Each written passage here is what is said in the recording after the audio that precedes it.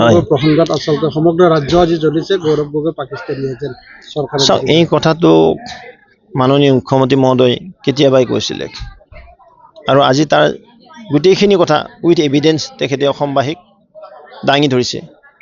নিশ্চিতভাৱে এজন দেশৰ নাগৰিক লগতে অসম সন্তান হিচাপে তেওঁ পাকিস্তানী চোৰাংচোৱা সন্থা ISI যি আমাৰ সদায় চিৰবৈৰী পাকিস্তান বুলি কওঁ, সদায় পাকিস্তানে আগ্ৰেছন কৰি থাকে আমাৰ ইণ্ডিয়াত, কিদৰে তেওঁলোকে অশান্তিৰ বীজ ৰোপণ কৰি থাকে, কিদৰে তেওঁলোকে আমাৰ কাশ্মীৰ খণ্ডক কিদৰে আক্ৰমণ কৰি আছে, আমাৰ কাৰ্গিল যুদ্ধ কি কাৰণে হৈছিল, এইবিলাক কথা গৌৰৱ গগৈ পাহৰি গ'ল।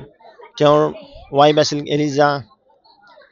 এলিজাবেথ, মই লাষ্টৰ শব্দটো নাজানোৱেই, তেওঁৰ যিটো লণ্ডনৰ পৰা আনিছে, তেওঁ পাকিস্তানী চোৰাংচোৱা সন্থাৰ যি NGOত কাম কৰিছে, এইটো বৰ দুৰ্ভাগ্যজনক ঘটনা। আৰু সেইজনা গৌৰৱ গগৈ অসমৰ মুখ্যমন্ত্ৰী হ'ব, অসমীয়া জাতি টানকটা হ'ব, মই তেওঁলোক ধিক্কাৰ দিছোঁ। সমগ্ৰ অসম নহয়, সমগ্ৰ ভাৰতবৰ্ষৰ সন্মানীয় ব্যক্তিসকলে আজি তেওঁক ধিক্কাৰ দিছে।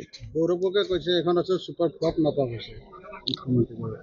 তেওঁতো ক'বই লাগিব, তেওঁ কি ক'ব নহ'লে, তেওঁৰ উপায়টো নাই আকৌ।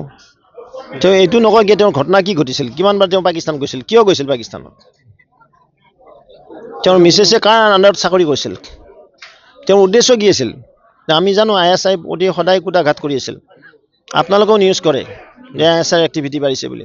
সেই ISI এক্টিভিটি যোনে বঢ়াব আছে তেওঁলোকৰ NGOত তেওঁ কাম কৰে, তাৰমানে তেওঁ অসমখনকো ধ্বংস কৰাতে একচুৱেলি গৌৰৱ গগৈ ডাঙৰীয়াক আজি NI এক্টত আজি এৰেষ্ট কৰিব লাগিছিল, মই এইটো ক'ম। অখিল গগৈ দাবী কৰিছে যদি তেওঁ সঁচাকৈ গৈছিল এৰেষ্ট কৰিব লাগে। নিশ্চয় সকলোৱে ক'ব, যি অসম মাতৃক ভাল পায়, যি এইখন দেশক ভাল পায়, তেওঁ ৰাষ্ট্ৰীয় সুৰক্ষাৰ কাৰণে বিপদ, নেশ্যনেল ছিকিউৰিটি তেওঁ মানে ল হেৰি কৰিছে, অৱমাননা কৰিছে। মই লৰ ভাষাত ক'ম, একৰ্ডিং টু ল প্ৰচিড হ'ব লাগে, NI এক্টত ইতিমধ্যে তেওঁক গ্ৰেপ্তাৰ কৰিব লাগে। তেওঁ অসমৰ মুখ্যমন্ত্ৰী হ'ব, সেইটো বেলেগ কথা।